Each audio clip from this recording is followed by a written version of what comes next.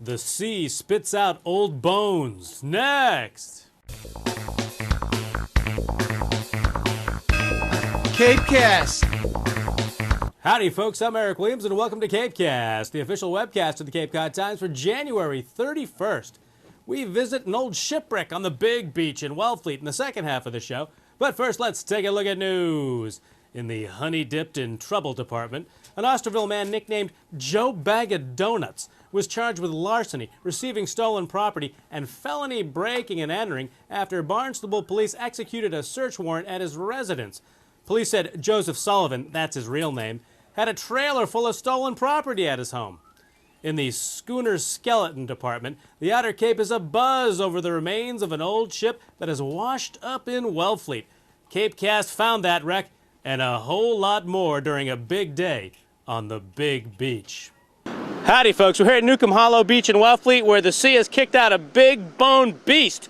Some kind of old boat, don't know where it came from, when it came from. We'll try to find out, but I can tell you this, the sea's a little angry today.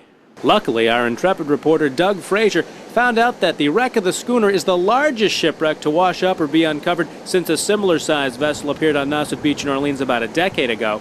A national seashore historian estimated the wreck dated from the late 1800s or perhaps a little bit older. Another Cape Maritime historian speculated it might be the Logan, a former schooner turned coal barge that wrecked around 1920. Jeff, what do we have back there? When did you see this first? Yesterday, and just out shooting snow scenes. And I noticed it then, but it wasn't accessible because of the incoming tide, and I didn't want to get washed out. Now, as far as you know, did it get spit up by the sea? Did it come tumbling out of the cliff up from the beach? Yes, no clue. No clue. Another artifact at Newcomb Hollow. We believe these to be Civil War earmuffs, perhaps worn by General Ulysses Grant. You don't think Cape Cod's eroding, eh? Well, take a look. It's happening right here. The sea taking hungry bites out of this clay cliff. Boom! If we waited here a little bit longer, we'd probably get swept out to sea. No need for that.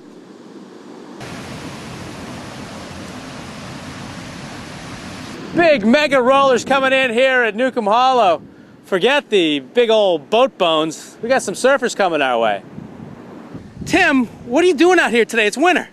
It's beautiful. There's waves. The ocean is just beautiful, and the beach is all clean and clear, and it's not crowded, and there's no crowds, and it's the best, man. What's the difference between summer and winter surfing as far as gear goes? The suit.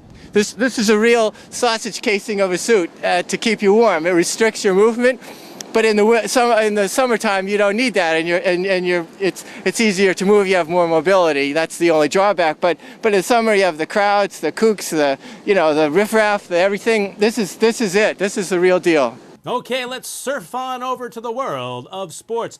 The Super Bowl monster media machine was rankled yesterday after Patriots quarterback Tom Brady's apparently ailing ankle did not appear on the injury report. But CapeCast has exclusively learned that Brady's ankle was treated and healed in an unusual way last week with a quick trip to good old Cape Cod.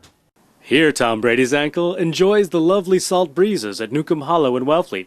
And there he is spied walking along Uncle Tim's Bridge in Wellfleet. Very restorative.